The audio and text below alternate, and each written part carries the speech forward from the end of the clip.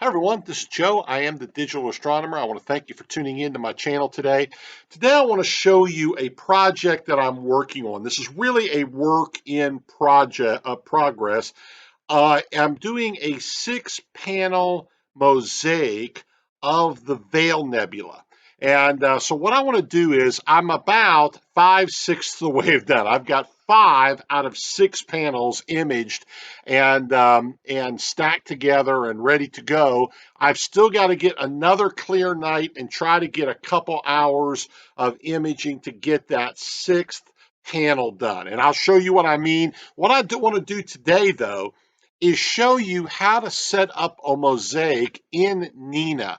Nina is an incredible tool for astrophotography. I cannot believe that it's free. I'll be honest with you, it is the most remarkable capture software that's out there right now. The only one that's probably better is Sequence Generator Pro. And quite frankly, it's so expensive, I can't afford it.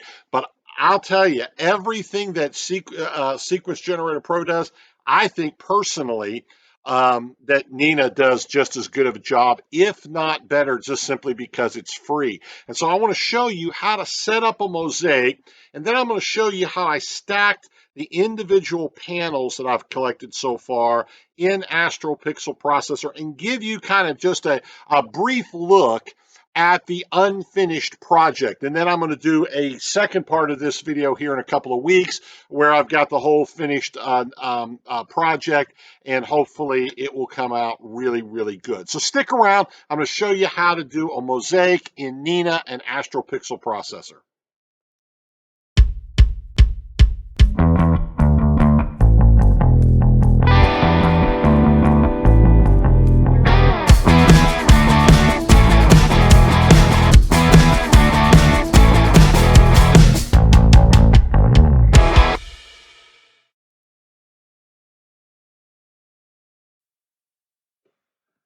Okay, so the first thing I want to do is go over here to Nina real quick and show you how to set up a mosaic in Nina. It's really very, very simple. If I go over here to Sky Atlas, and you can see I've already typed in Veil Nebula here in the search box right here.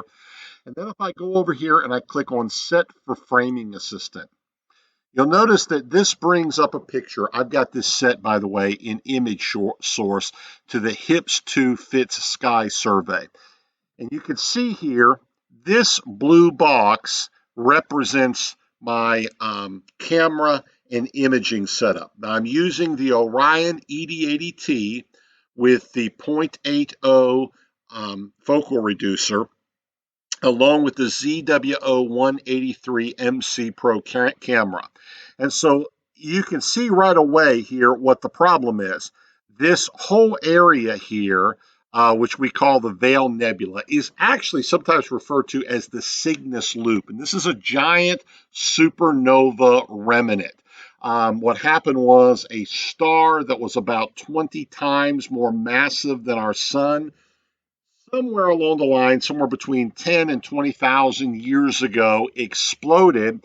And this is the remnant that we have. All of this gas, hydrogen and oxygen gas, is all out here as a result of the explosion of that star. And you can see it covers a lot of area. What I've done in the past is just come in and, for instance, this area right here is known as Pickering's Triangle. And I've come in and just imaged a portion of this, coming over here and getting what's called the Witch's Broom Nebula.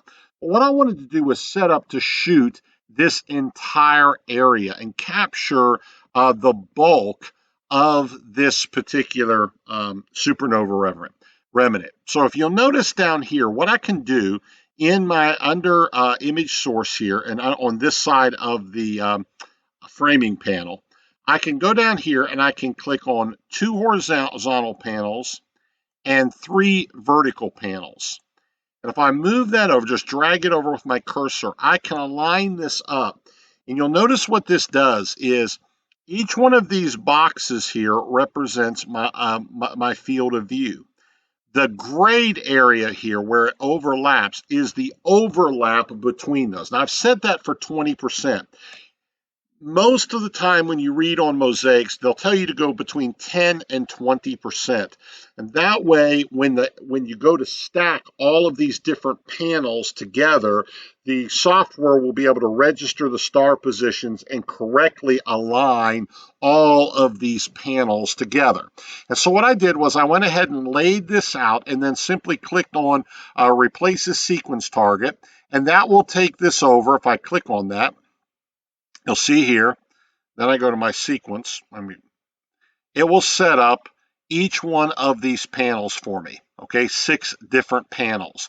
And then I can go in here and set the number of subs that I want to take, the time. What I ended up doing was taking for each panel, I did 40 subs. They were 180 seconds long, and then I dithered on every second one. And of course, I've got to go over here and I can turn my start my guiding on, slew to target, center on target. I also want to auto focus on start, and then after an HFR increase of 10%.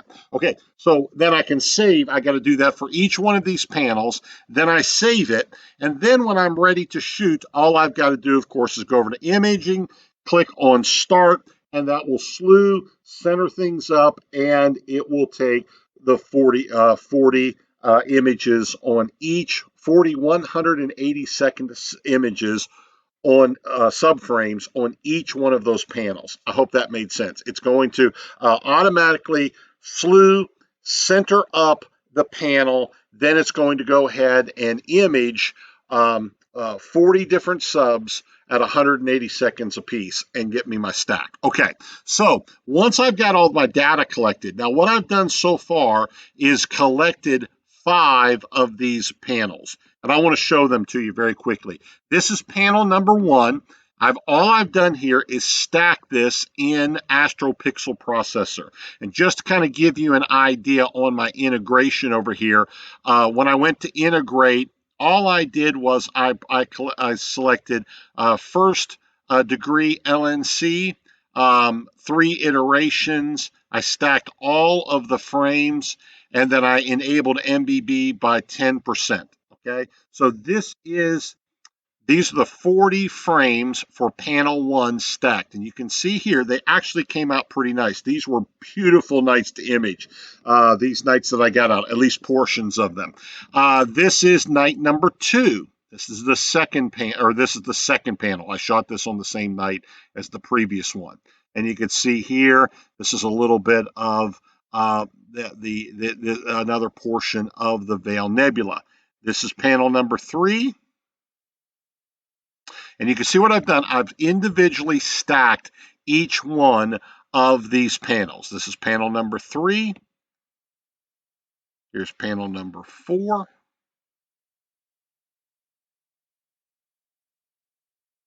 And just to give you an idea, just so you can see here, if I go back over to framing, let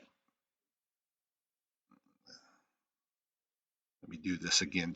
I just want to be able to show this to you. Set for framing. If I come over here, if you see this, okay, so here was frame 1, this was frame 2,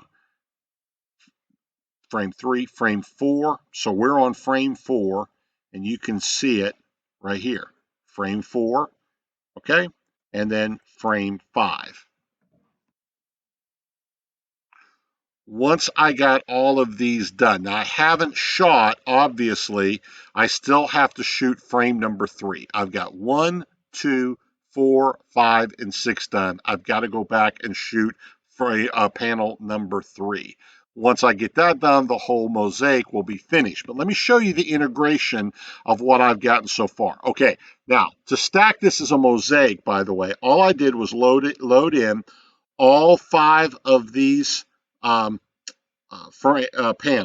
I loaded up the stacked panels, all 5 of them. And then when I went over here, I changed the settings on my Analyze Stars, and I increased it to 2500. Now, you may have to play around with this on your data depending on what you're shooting and where you're shooting, but 2500 worked for me. And then on Integrate, what I did was I came over here. I'm sorry, let me go back. I analyzed 2,500 stars, then I went to register. On registration, I went and set it for triangles. The scale start at 5, scale stop at 15. I used the dynamic distortion correction. I turned off same camera and optics. I found that I didn't need that. And I stacked this as in the registration mode. I just left it as normal. And the reason for that is because you'll notice that all of these frames, these frames are going to overlap on each other. So this is the register. I'm going to use this panel right here. I'm going to set it, panel number 5, as my registration frame. And you'll see that frame 1, 2, 4, and 5 all overlap with this registration frame at some point. So I didn't really have to use a Mosaic registration. So all I did was come over here on registration. I did click up here on set reference, and I set the panel number 5 as my registration or my reference frame. And then I came down here, I left this at normal and just clicked on start registration. Once it registered, then I went over to integrate. And on integration, I simply left this at first degree LNC, 3 iterations, 10% MBB, and this is what came out. Let me show you the integration here. It'll take just a couple of seconds because this is a huge file. In fact, I'll pause this for a second until it comes up. Okay, so here is the integration of those first 5 frames. And overall, I'm really pleased with this.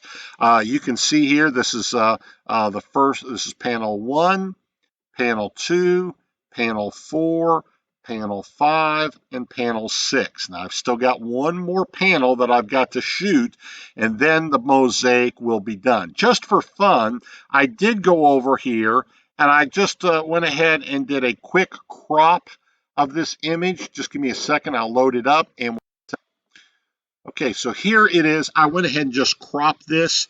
One of the things that you'll notice here is everything's stitched together really nice. One of the problems that you sometimes have when you're putting mosaics together is that where the panels come together at, you'll see some artifacts and it'll look kind of bad. But I'll tell you what, the multi-band blending feature in AstroPixel Processor works really, really well. Overall, I'm really pleased with how this mosaic is coming together. Now, like I said, I've got to shoot the one more panel, and then it will be complete, and I can do some post-processing. I'll probably come in here and obviously want to brighten things up a little bit. I could go over and just play around with it a little bit. Let me give it a little bit stronger stretch. Not sure how this will look, but let me just come over and give it one of these presets over here, stretches, and we'll see what it looks like. Brightened up the Nebula a little bit, but it also kind of made the background stand out a little bit more. We'd probably have to do some adjustments on that. Let me try this one. And like I said, I can come in here. I've got a lot of post-processing to do on this image. But overall, I'm really excited about how it's going to look. Let me go back to that original stretch here for just a second. I want to zoom in and show you something. One of the most amazing things I think anytime I'm looking at images of the Veil Nebula is I love to see what my good buddy Charles Motown from my old high school, and we've been buddies since before we went to kindergarten. I got to tell you something, man. Best friend that I have in the entire world. If he could ever convince his wife to let him purchase the equipment, I think he'd be a fine astrophotographer, but unfortunately, so far he hasn't been able to do that. But he calls this wispiness. And so if you look in here, look at how nice this is starting to look. Look at the wispy kind of little filaments that come out of this particular nebula. I love this nebula and how it looks just for that. If we can go into this area here, and you just see those beautiful blues and reds, and just that wispy kind of from the gas just sort of spreading out from the supernova remnant. We go over here to Pickering's triangle, and you can see there's a lot of that. What I'm impressed about with this picture, by the way, too, there's not a lot of noise in it. When I go to post-processing on this and get the whole thing imaged, I think it's going to look really good. Now, here's what's even more amazing about this. I shot this, well, like I said, with that Orion ED80T and the ZWO 183 MC Pro, along with the .080 focal reducer. This is only 2 hours of imaging on each one of these panels. Now, granted, that's 12 total hours that I've imaged between these 6 panels, and I've got 2 more. I'm sorry, that's 10 on these 5 panels that I've got. It'll be a total of 12 hours of imaging when I get that final panel done. But that looks really good for that amount of time. That's really not a lot of time on each one of these panels. That shows you, by the way, I forgot to mention one very important piece of equipment on that. I'm shooting this through the Optilong L Extreme filter, and that's why this hydrogen and oxygen is popping out so nicely here, is because I'm using that filter. So I'm hoping the final image will come out. I hope you enjoyed this little